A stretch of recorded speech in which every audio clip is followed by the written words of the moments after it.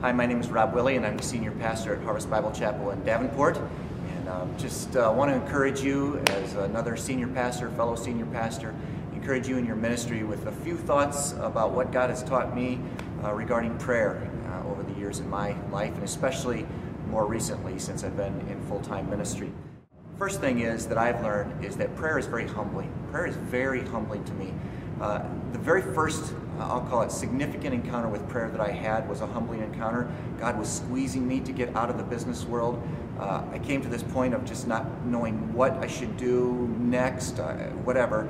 And finally, one night, I got down beside my bed on my knees and just said, Lord, I don't know what it is you want me to do, but whatever it is, I'll do it. Just show me. Just show me. It was the getting on my knees part that was huge for me. I literally found it physically difficult because it was humbling. I had never prayed on my knees before. And so I've found that prayer is humbling, and as you well know, that's a good thing in our lives. It keeps me centered on the Lord that way. Another thing that I've found in my own life is that prayer changes me. Just time spent with God changes me, I think, far more than God uses it to change the world or whatever, the things around me or the people around me. In fact, I think God changes us to change the world more often than doing so totally apart from us. A third thing that I've learned along the way is that it's work.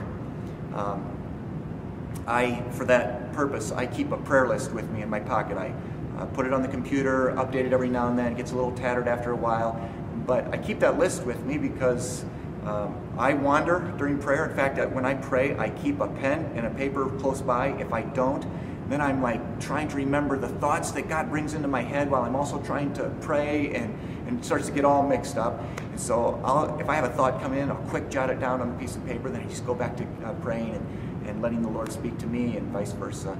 And it seems to work out really well. But it is a labor. It's a labor. Men who have prayed far, far more than I would ever think about praying, I imagine, have said so, and I resonate with that in the times that I'm in prayer. And whether that's individually it's especially a labor, I find, a sweet labor. I've never once regretted time in prayer, but a labor nonetheless.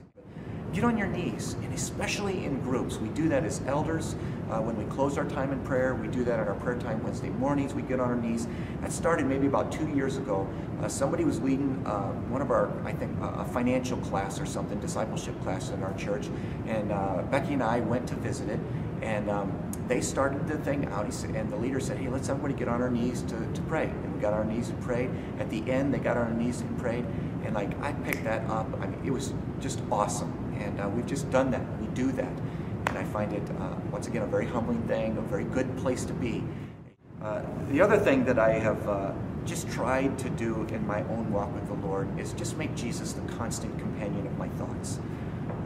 I don't think any of us do very well at that. I know that I don't. But I love to think with Him. I love to just talk with Him as I am going. And I think that's part of what gets at, pray without ceasing. Just making Him the constant companion of our thoughts. And I find that He is so faithful in just bringing things back to my mind, back to my heart, sometimes minutes, sometimes hours, sometimes months, or even years. And just love that. I love that sweet communion with Him. I would encourage you in your ministries to surround yourself with people who pray. Surround yourself with people who pray. People who you sense their prayers are answered, that God is moving because of them. People who spur you on in prayer. And I'm talking about your elders, your staff.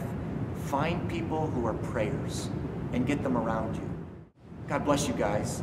I'd love for you to hear some of your thoughts on this, and trust that that's a bit of an encouragement in your own ministry.